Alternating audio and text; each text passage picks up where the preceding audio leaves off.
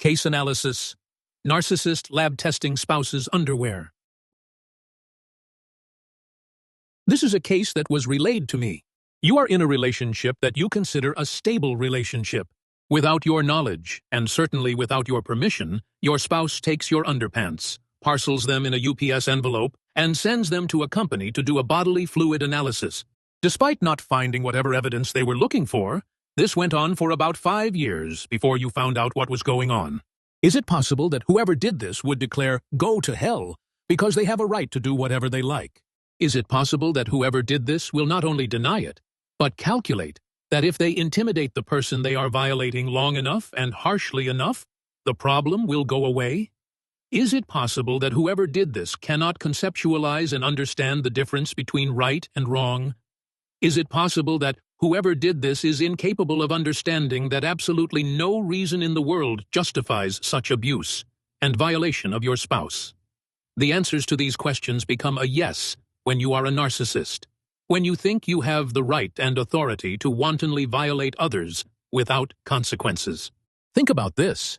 The narcissist lacks empathy, is consumed with control issues, believes in a special sense of entitlement that is only available to them alone, not to you, is the embodiment of manipulative activities, clearly enjoys other people's miseries, and inflicts as much when they can, has chronic dissatisfaction issues from inability to achieve contentment, believes in their own uniqueness and superiority, has no problem with breaching boundaries and violating other people, is uniquely exploitative in relationships, is jealous and envious of people, and is for the most part emotionally unstable, just to list a few of their horrible traits.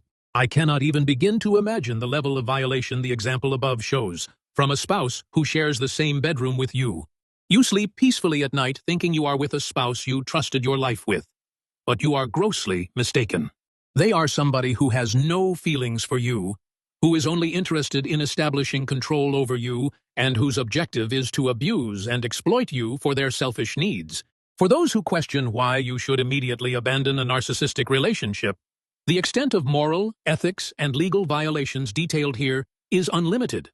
This person clearly has no conscience at all. There is the violation of consent, the invasion of privacy, and the breach of trust in the relationship, in addition to numerous other chargeable legal breaches. As you read and listen to this, imagine being the spouse subjected to this treatment. Being a spouse assures you unlimited access at the most vulnerable times in the life of anybody. It assures you unlimited trust.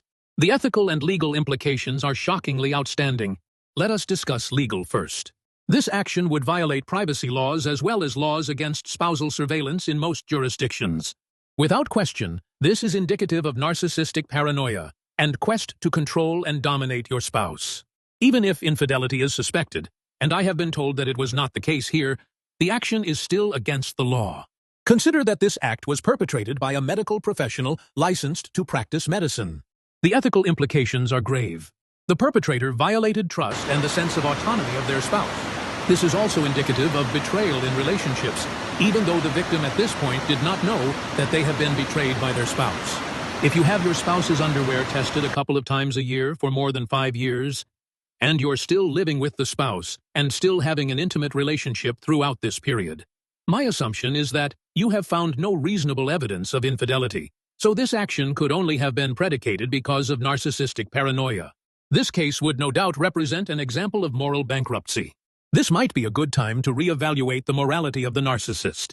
The different aspects that come together to make up moral bankruptcy include lack of empathy, ability, and willingness to engage in corruption and exploitation of others for personal interests with total disregard to fairness or justice, deception and lying for personal gain, and ultimately finding ways to justify these unethical actions without taking any responsibility.